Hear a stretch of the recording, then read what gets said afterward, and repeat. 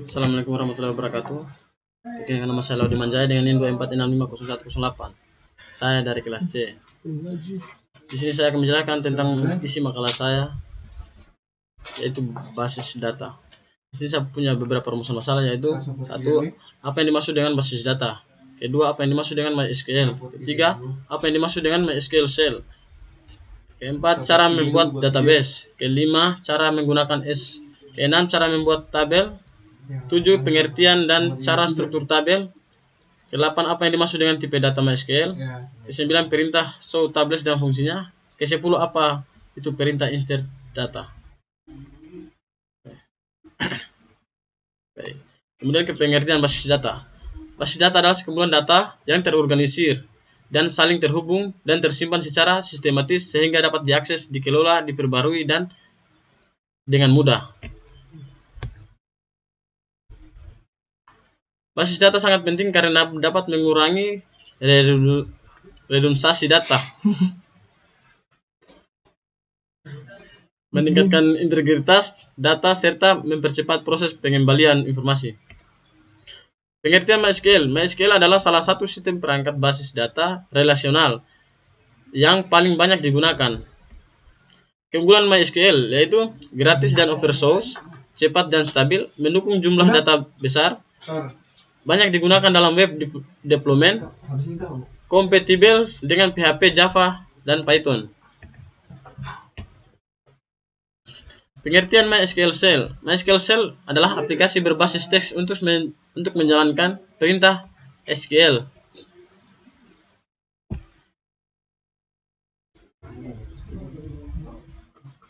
Langkah-langkahnya yaitu buka exam, rekam tombol shell, lalu jendela shell akan terbuka. Ketik perintah MySQL urut.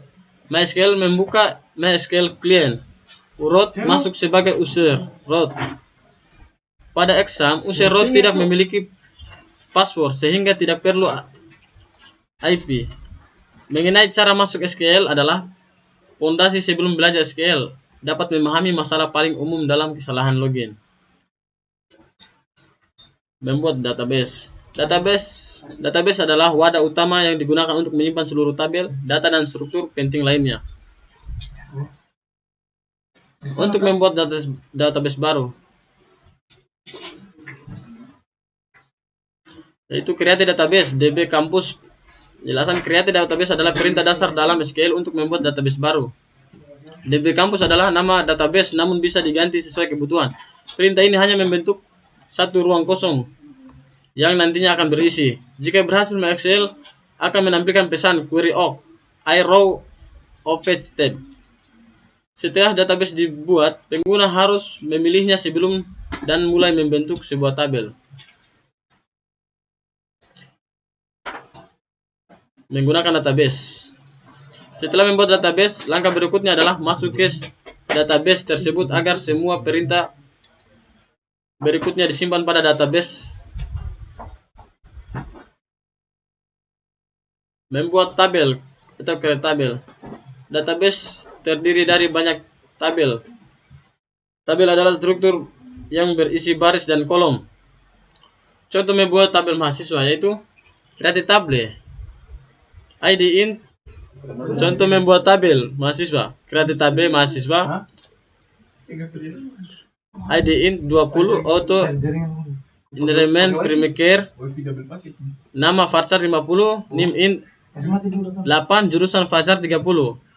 Penjelasan ID integer bertambah otomatis dan berubah menjadi primaker.